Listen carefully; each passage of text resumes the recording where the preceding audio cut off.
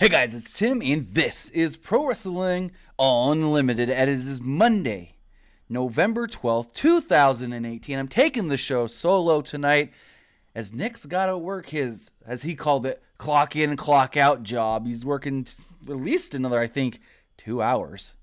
Hour and a half-ish. So, excuse me.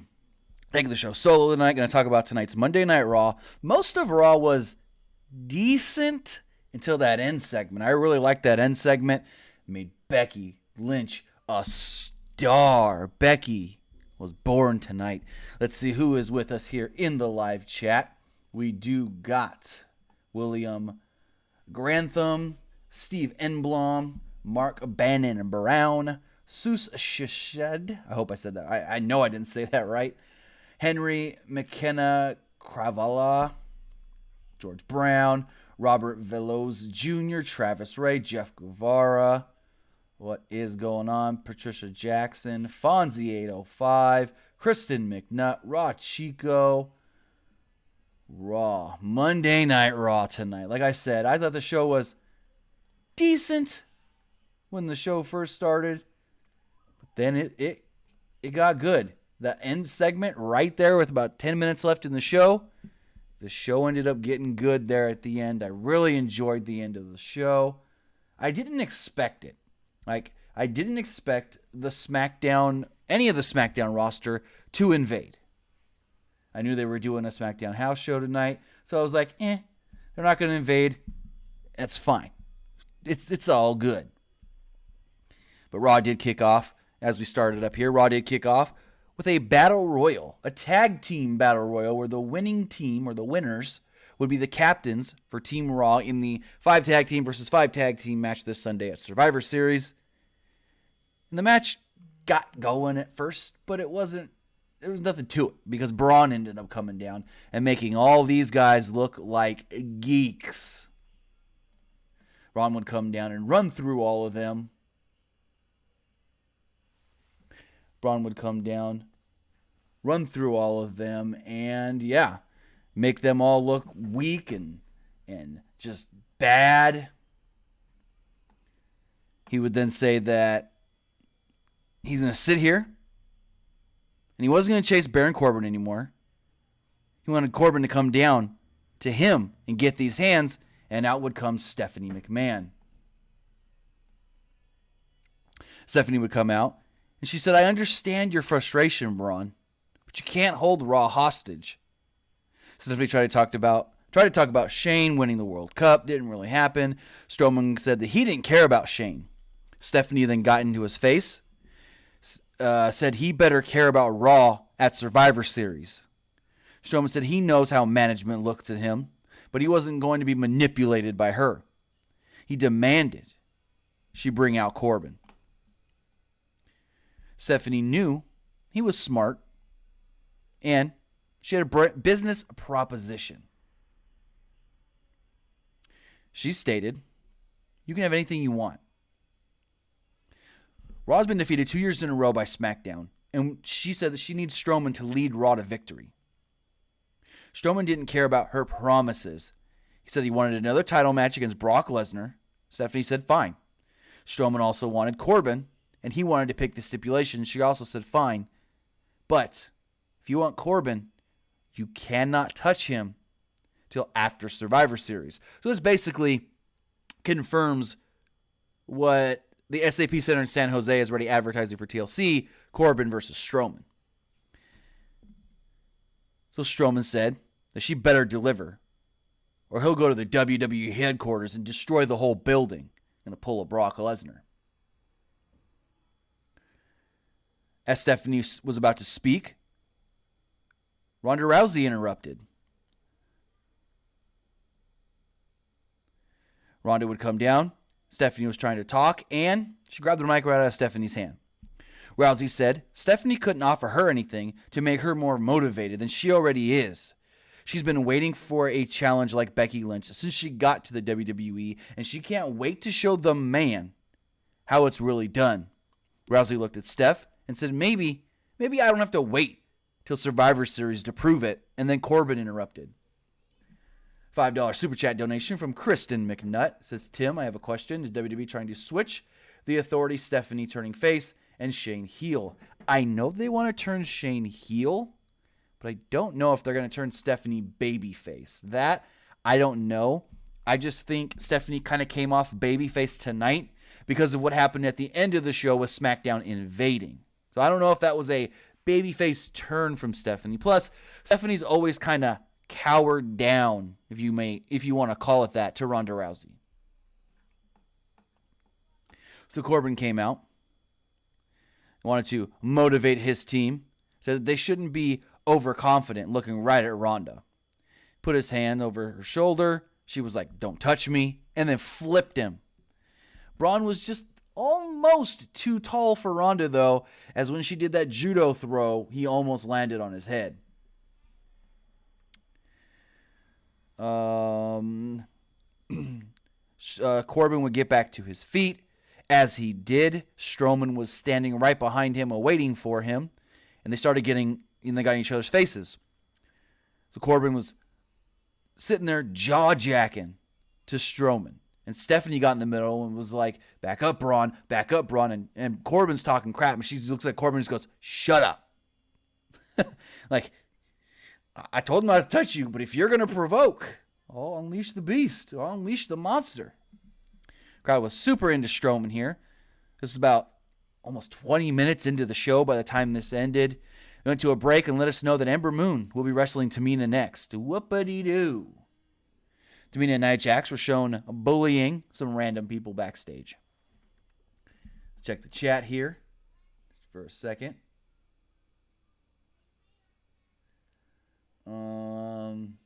Stephanie said, Steph here says Raw won last year. I don't think so. Well, no.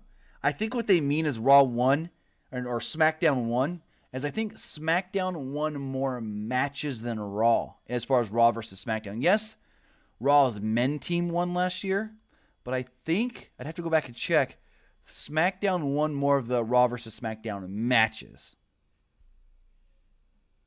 Let's see, what else are you guys asking here in the chat? Brian DeGroff says, what match do you think TLC match? So he's asking, what stipulation do I think Braun will put on the Baron Corbin match? And I don't honestly know. Maybe TLC, just so he can use all the different weapons. A TLC with a pin, kind of like we got last year. Chris McNutt, $2 super chat donation, says, any news on DLC? As far as 2K19 goes, we know the Titans pack is coming. That's going to be the first pack. They've released video and screenshots, but we haven't got word of when the Titans pack is going to drop. Andrea West says SmackDown Women has to win. Not necessarily. Think about this. Usually, whoever gets the advantage leaving a Raw or SmackDown, usually 60% of the time, doesn't win at the pay-per-view from the go-home. So I'm fearful that Raw's women are going to win. Even though Becky just made that whole SmackDown team and herself look like the baddest, I'm going to say right now, bitch on the planet. Just like Ronda said last week. So we get Tamina versus Ember Moon in an 8.5-minute match. I don't know what to say about this match. Moon was all over Tamina, and the crowd lightly chanted for her. Jax distracted Moon, allowing Tamina to knock her over and send us to a commercial. Tamina had Moon in a headlock after the break. Moon fought back and gave Jax a suicide dive during the commercial. Jax didn't budge. In the end, Tamina did end up winning this match. Tamina would knock her off the top rope, hit a snook a splash, and go for the victory. Tamina was gassed at the end of this. Like, she was tired. She can't go 8.5 minutes. So, we'll see. They've got this Tamina push. They've moved her to Raw from SmackDown. They've, quote-unquote, aligned her with Nia Jax. I don't know where this is going. Since Nia recently did an interview saying she doesn't want to be in a tag team. So, we'll see how this goes. They then showed some of the Kansas City Chief players at ringside. And then got a awkward Seth Rollins, Dean Ambrose segment. Corey Graves was in the ring and introduced Seth Rollins. Corey asked him about the state of mind he's going through. His first time ever against Shinsuke Nakamura and everything going on with Ambrose. Rollins hyped the match at Survivor Series, said he didn't care about Nakamura. Grave warned him that he needs to be focused because Nakamura could knock his head off. Rollins said that he'd be ready for Nakamura on Sunday, but he really wanted answers from Ambrose. Rollins told Graves that Ambrose knows why he did what he did. He's just not man enough to actually say it. Ambrose was then shown on the big screen in the parking lot, sitting on the hood of a red car, and a trash can fire next to him. Ambrose said that he was man enough to get out of the cold and beat the hell out of Rollins, but he wasn't going to do that. He said the people don't deserve an explanation, and he doesn't owe anyone anything. He mocked all the fans who come up to him and ask him, "Why, Dean, why?" Ambrose said that maybe Rollins is wondering if he shouldn't have talked too much, like he was an imbecile. Like talking down to Dean may have been what threw him over the edge. Maybe Dean has been the same guy this whole time, and Rollins, being so self-absorbed, just didn't notice. He pretended that he wanted to forgive him one day, but then said, "I better not." He then used to think the Shield was stronger together, but the Shield, the symbol, the attire, it was making him weak. The burden of watching their backs made him weak. He said every day was a new day, and this was his chance to take the past and, quote-unquote, burn it down. Ambrose tossed his Shield vest into the fire and walked away. Now, I liked this part, but I didn't like the whole Seth Rollins going, I'm not worried about Nakamura. Screw that, whatever. Blah, blah, blah. So it started off kind of meh, but I think the Ambrose thing and the promo that Ambrose cut did save the segment. They then cut to a frustrated Rollins who stormed out of the ring. I assumed he was going to try and run down Ambrose in the parking lot, but we didn't see nothing else. Michael Cole then asked Renee Young about Ambrose again. Young said it was making everyone uncomfortable, but it was Dean's story to tell. She said he's been speaking in riddles and she can't understand it. So Drew McIntyre and Dolph Ziggler came out to cut a promo. They teased it being Kurt Angle at first, and then they did the whole record scratch Dolph Ziggler music. McIntyre came out and warned everybody what he was going to do. He said that he broke up the Shield, then he broke Kurt Angle. He credited Angle with giving him everything he could, but he couldn't see Angle's will to win. He saw it fading during that match. He said Angle was crying. McIntyre would go on to say, this is no longer Kurt Angle's show. Kurt Angle's not the GM anymore. This is my show. McIntyre said that he's been making sacrifices for the past 18 years, and now it's time for him to take what's his. He said that there was no more nostalgia acts on the show, and then Finn Balor would come out to interrupt. Balor said that McIntyre went too far last week. He said that McIntyre could have just beat Kurt. He didn't have to humiliate him. McIntyre told him that he could have done much worse, and said Balor was only out here because McIntyre kicked his head off before that match and he got his feelings hurt. McIntyre said it's guys like Balor who only care about their feelings and want to cry and whine about things. So why don't you go into the back and cry to your Balor club and give them all a too sweet. Balor would then cut him off and told him to shut up and challenged him to a match right now. McIntyre would go, you can have a match, but not with me. With the man that should have beat Shane McMahon and been claimed the real best in the world, Dolph Ziggler. McIntyre then said that if you can beat Ziggler, then maybe, just maybe, I'll consider facing you. And then he headbutted Balor. I liked the segment. It wasn't bad. Chris picking up with $2 super chat donation. When will we see Drew turn on Dolph? Honestly, I don't think it's going to happen anytime soon. Now with Braun back on the babyface side, Drew needs to stay heel. And the only way he would turn on Dolph is if he does it in a way that Dolph turns babyface, and I don't see that happening right now. So, because, with Roman gone, like I said, Braun's now pushed into that babyface spot. Drew has got to be that big bad heel. So I don't see it. I could have seen it happening around Rumble time if they didn't move Strowman to the babyface side. But now I don't see it happening. So after the commercial break, we did officially get Finn Balor versus Dolph Ziggler. The announcers noted that McIntyre didn't want to lower himself to Balor's level, but he thought that it was okay for Ziggler to. Balor, who was headbutted before the match, was barely at his feet when the referee determined he's fine to compete. Ziggler had control through a commercial break, but Balor came back with the Pele kick and Zaguri foot stomp for 2. Balor hit a sling blade, but Ziggler came back with a leaping DDT for a 2, and then a Faymaster for a 2 as well.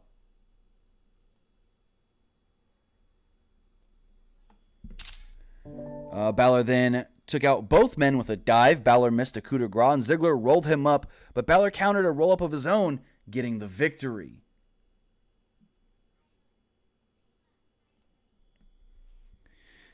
This shocked basically everybody. Shocked me for sure. I did not expect Balor to win at all. I think they've conditioned us that Balor rarely wins. And since Dolph and Drew are the ones being pushed, they should go over. But hey, 12-minute match. I loved the match. Great match. Balor posed on the ramp as an angry McIntyre looked on. Crowd was very into Balor. Backstage, Stephanie congratulated Balor on his win and said she was very impressed with his courage to go out there. She then said that I want you on Team Raw. McIntyre would come up to try to confront Balor, and Stephanie goes, wait, hey, calm it down. Do not start anything.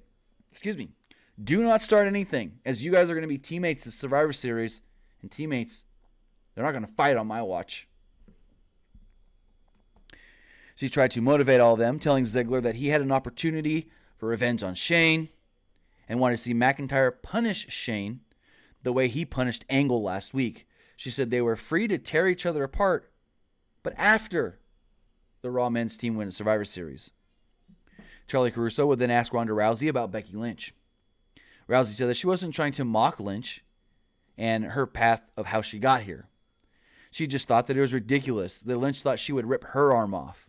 She then said, Lynch can dish it out, but she certainly couldn't take it. Rousey said, Lynch wasn't just the man. She was the millennial man. She continued, you are the skinny jean wearing, V-neck sporting, avocado toast munching, winged shoe wearing millennial man with a bubble wrapped ego and a porcelain self-perception. Here's the thing. Dave Bixenspan sent out a tweet. It was, when is Becky Lynch born? When was Ronda born? They're literally born 2 days apart. So it's like, you're going to make fun of Becky for being a quote-unquote millennial, but you're actually 2 days younger? And also, the whole V-neck sporting, skinny jean wearing, avocado toast munching. Isn't that like a Los Angeles stereotype? Where's Ronda from? Los Angeles. So I didn't like that at all because it kind of just threw everything back in Ronda's face if you really looked into it. As far as what she was saying and what it really means. Rousey then said that she didn't change the meaning of the term fight like a girl, so the leader of the women's revolution can call herself the man. Jackson and Tamina showed up and wished her good luck, actually. Riott Squad came out for a promo. Ruby acted remorseful. We see this all the time. She acted remorseful for breaking Jim Neidhart's glasses last week, but of course, she laughed and said, haha, never mind. The whole remorseful woman, not really that remorseful, she's a mean girl. She said she'd loved every moment of it and suggested that Neidhart's wore the shades because she was ashamed of looking at his own daughter.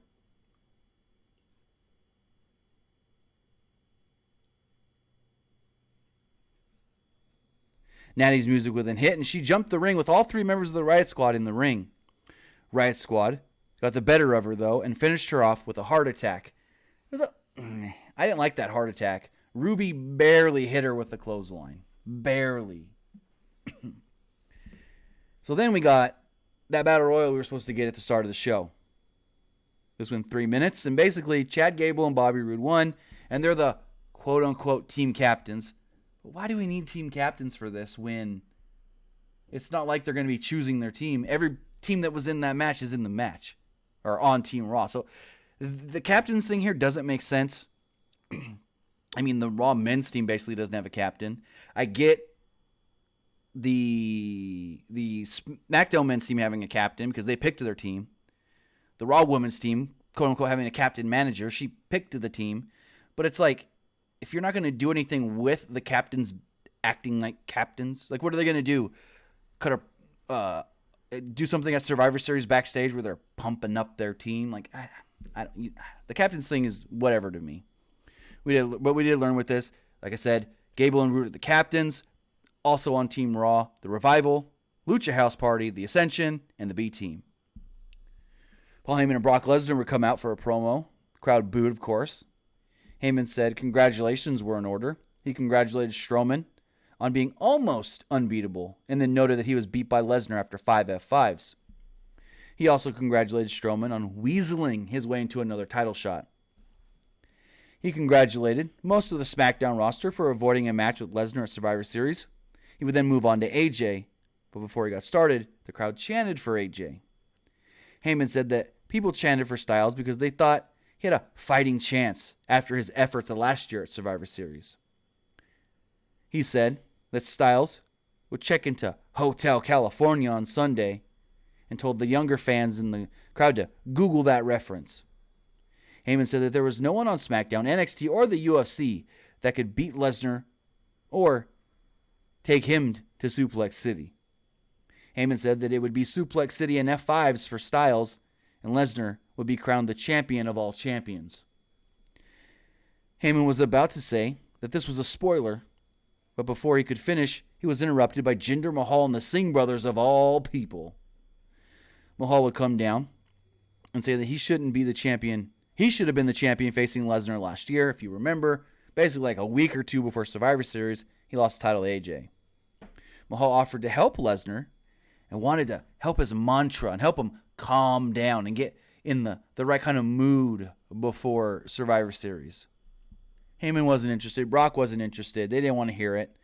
Mahal did his little chant, and then Lesnar attacked.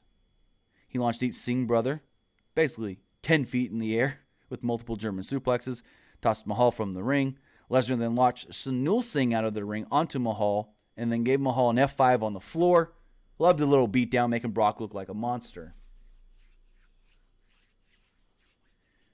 So then we get Bobby Lashley versus Elias. Winner goes on to represent Raw at Survivor Series on the Raw men's team.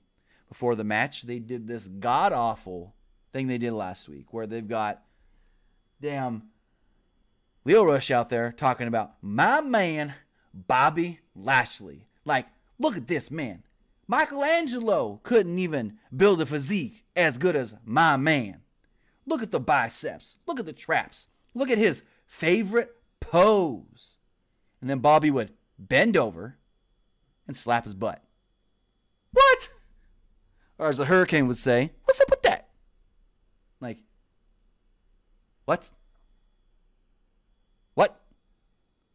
So then he'd look at the other side of the crowd and he'd look over at Lio Rush, and then he'd bend over and slap his butt again. I think he did it 3 times.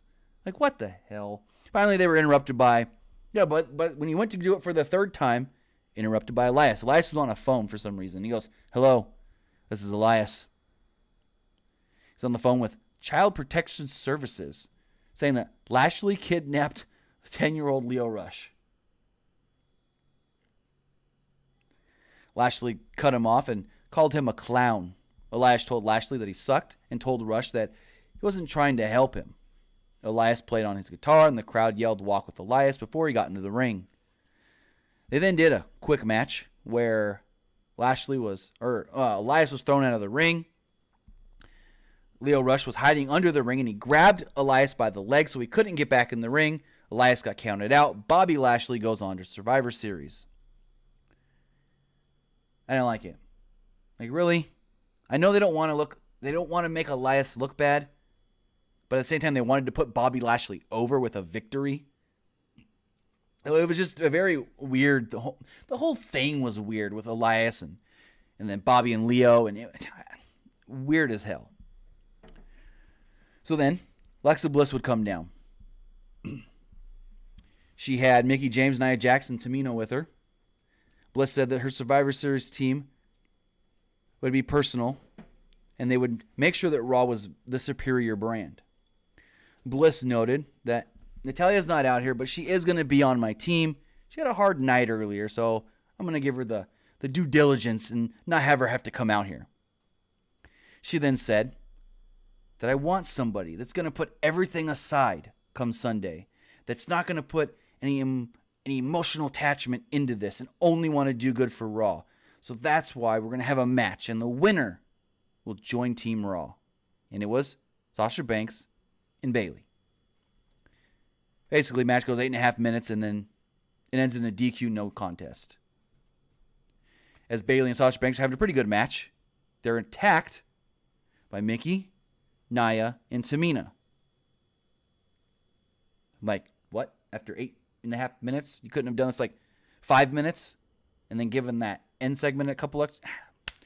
I just hate when they go like more than like 8-9 minutes and then there's no finish. Like, why go so long? So the Riott Squad would then come down, as Alexa Bliss did note that neither of you are going to be on Team Raw. It's going to be Ruby Riott, the final member. So then all of a sudden, the camera's cut to backstage. You hear somebody writhing in pain, like,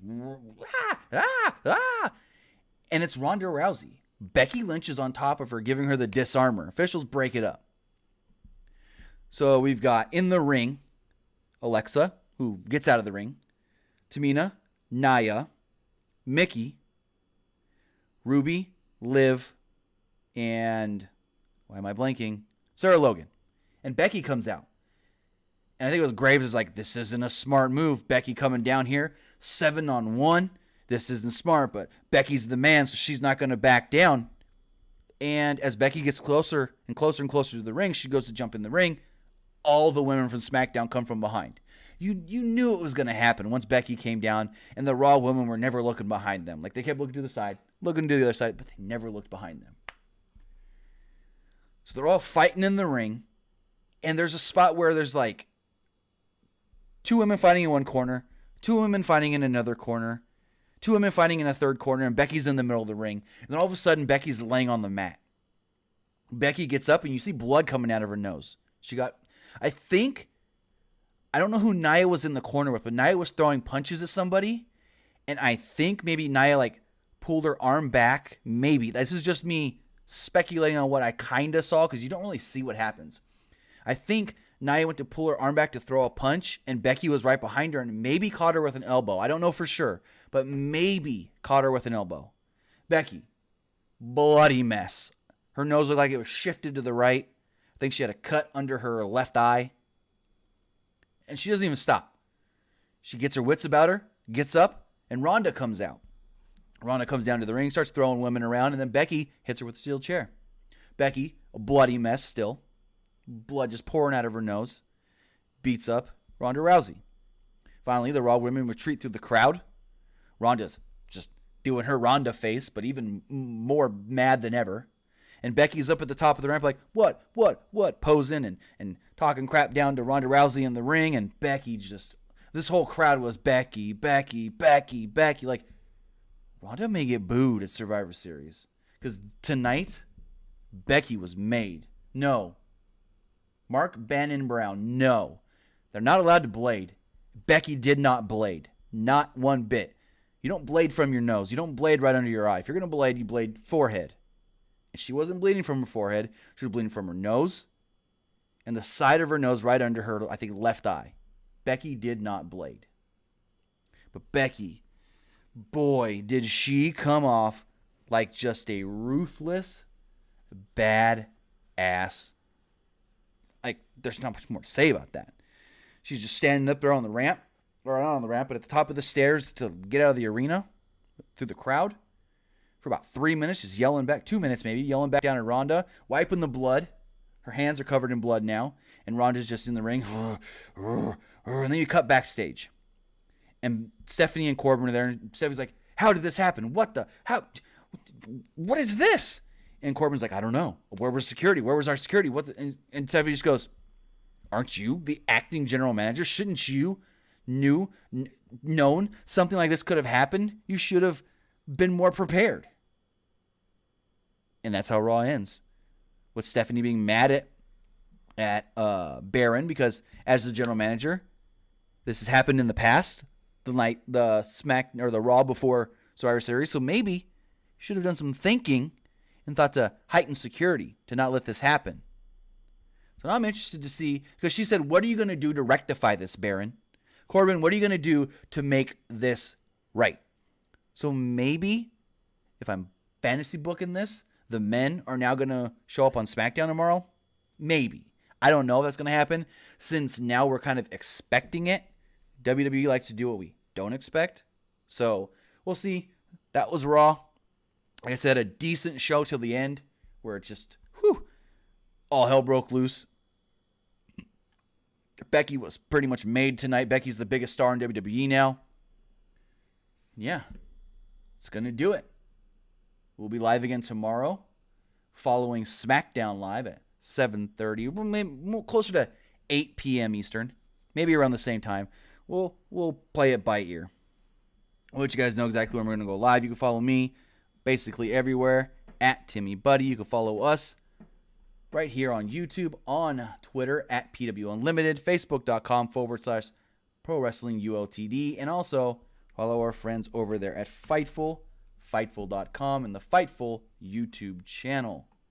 We'll be live again tomorrow. Thanks for joining us. Have a good night.